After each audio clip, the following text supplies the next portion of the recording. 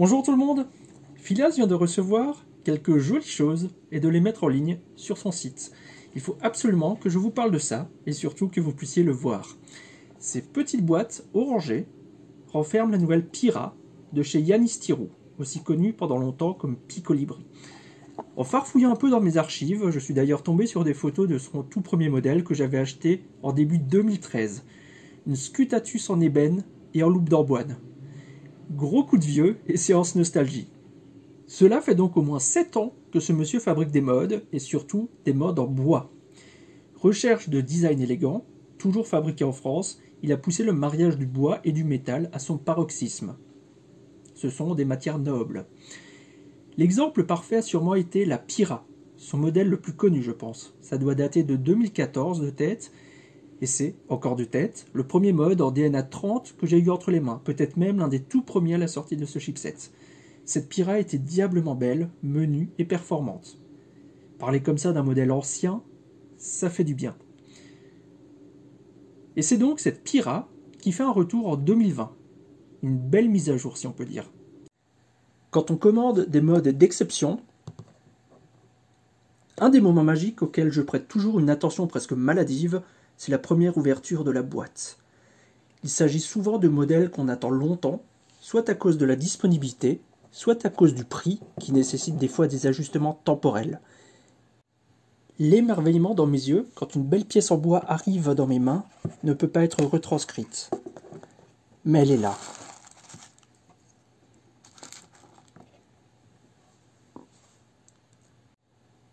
Vous voyez aussi que Yanis Tirou joue la carte du minimalisme. On dira que c'est en adéquation avec la pureté du mode, mais dans la boîte, rien d'autre que la Pira elle-même et un peu de protection. C'est écrito aussi la dénomination du fabricant, le nom du modèle, le numéro de série avec la date de fabrication et la signature de Yanis. Mais passons vite aux choses sérieuses. La Pira est compacte. 77 mm de hauteur, 42 pour la largeur et 26 pour la profondeur. Elle est faite pour du format d'accu 18650. En voici un pour avoir une idée de la taille. Elle se révèle très compacte même en la mettant aux côtés de ses nouvelles copines et en sachant qu'il s'agit d'une box en bois.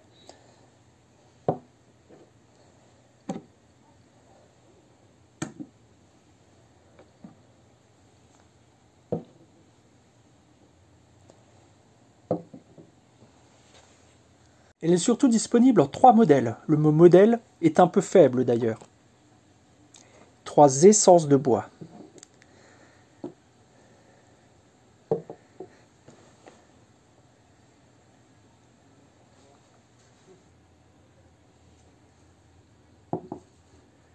Celle-ci en granadillo. Celle-ci en cocobollo.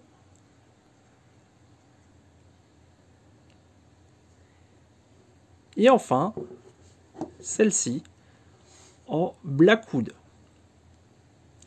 aussi connue comme l'ébène du Mozambique. La première, vraiment classieuse, est suivie de celle-ci, plus vive, plus vivante,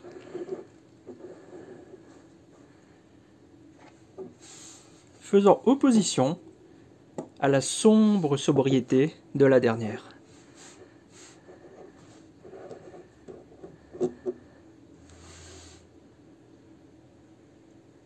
Un choix est à faire, mais qui reflète uniquement le goût personnel, le reflet de son âme, j'ai envie de dire. Elles sont toutes très belles, de toute façon. En plus de la taille, la forme, vous le voyez, est complètement arrondie.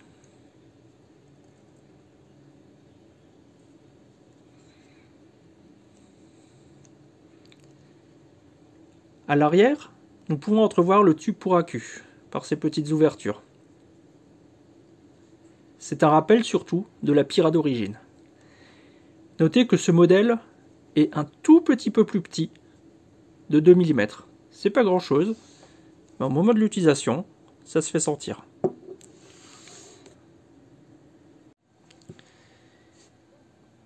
Il s'agit d'une box électronique embarquant un DNA 60. Très bon choix pour des questions de performance, ce chipset a fait ses preuves.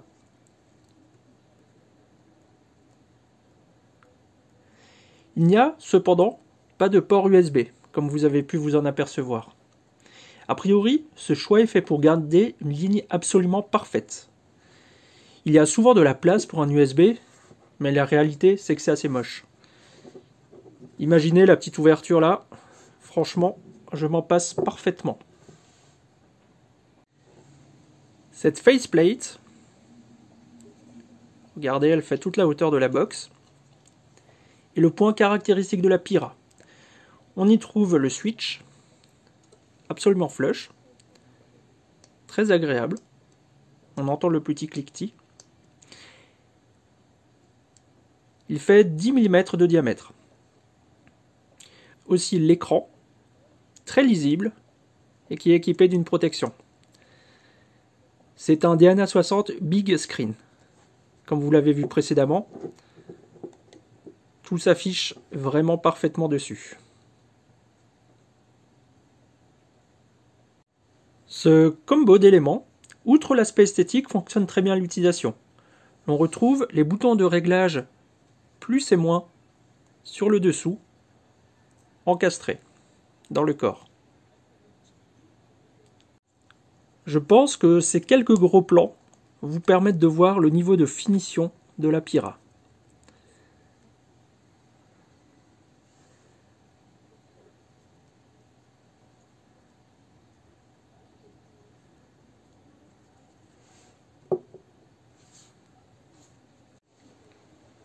Le connecteur 510 sur le dessus, en acier, fait 22 mm. Ceci étant, les atomiseurs passent nickel jusqu'en 24, et sans abîmer le bois. Le pin est en cuivre sur ressort pour le réglage automatique. Le cap pour la batterie, sur le dessous, est en brasse.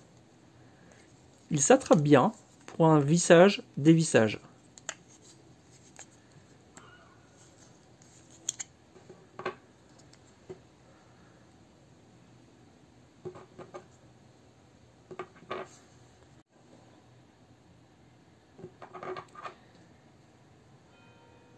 Pour insérer la queue, il n'y a pas d'indication, mais pensez bien à mettre le positif, toujours, sur le haut de la box, c'est-à-dire comme ça. Fait amusant.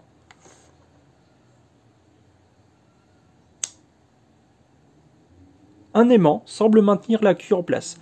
Cela m'a un peu déstabilisé au début, mais c'est vraiment pas mal du tout.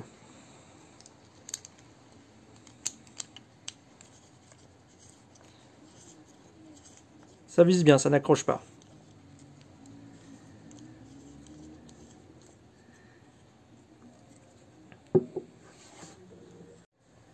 La prise en main est vraiment très bonne.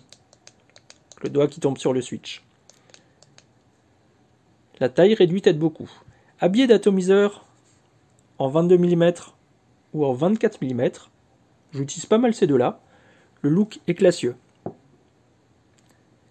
J'avoue que ma préférence personnelle a toujours été vers les ébènes, vers les box au bois sombre. On se rend compte aussi, je vous parlais de finition avant, que le bois a été travaillé extérieurement.